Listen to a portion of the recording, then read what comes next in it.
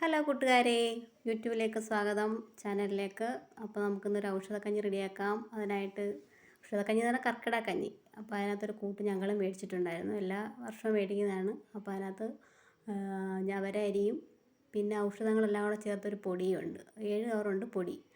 അപ്പോൾ അതിലൊരു കവർ നമ്മൾ അതിനകത്ത് ഇട്ടിട്ട്, അതിനകത്ത് ഇടണമെന്നില്ല, ആദ്യം തന്നെ നമ്മൾ അരി വേവിച്ചെടുത്തിട്ട് പൊടി അതിനകത്ത് ഇട്ടാലും മതി. പിന്നെ ഇതിനകത്ത് ഞാൻ ഇച്ചിരി ചെറുപയർ ഇട്ടിട്ടുണ്ട് കേട്ടോ, ചെറുപയർ.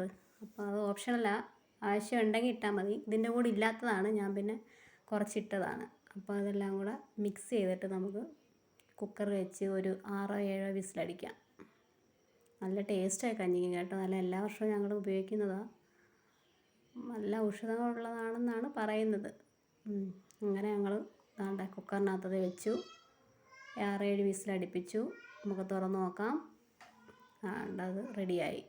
ഇനി നമുക്കിതിനകത്ത് തേങ്ങാപ്പാൽ ചേർക്കാം.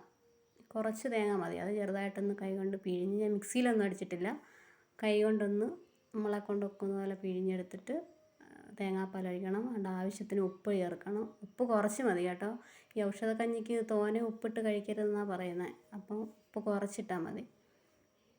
ഉപ്പിട്ടതിന് ശേഷം നമുക്ക് ആ തേങ്ങാപ്പാൽ ഇതിലേക്ക് ഒഴിച്ചു കൊടുക്കാം. തേങ്ങാപ്പാൽ ഒഴിക്കുമ്പോൾ പ്രത്യേക ടേസ്റ്റാണ്. തേങ്ങാപ്പാൽ ഇല്ലാതെയും ഓരോരുത്തർ ഉപയോഗിക്കുന്ന കണ്ടിട്ടുണ്ട്.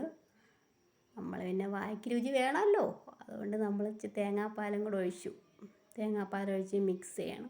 നല്ല കുറുകി എടുക്കണം. വെള്ളം പോലെ ഇരുന്നാൽ വലിയ ടേസ്റ്റ് ഇല്ല. അപ്പം കുറുക്കി, തേങ്ങാപ്പാൽ ഒഴിച്ചിട്ട് നമ്മൾ തിളയ്ക്കാൻ പാടില്ല, നല്ലതുപോലെ കുറുക്കിയെടുക്കണം.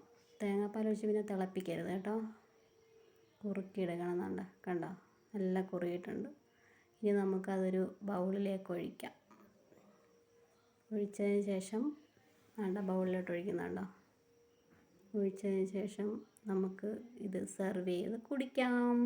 അപ്പോൾ ഈ വീഡിയോ കണ്ട് ഇഷ്ടപ്പെട്ടാൽ ലൈക്ക്, സബ്സ്ക്രൈബ് ചെയ്യണം.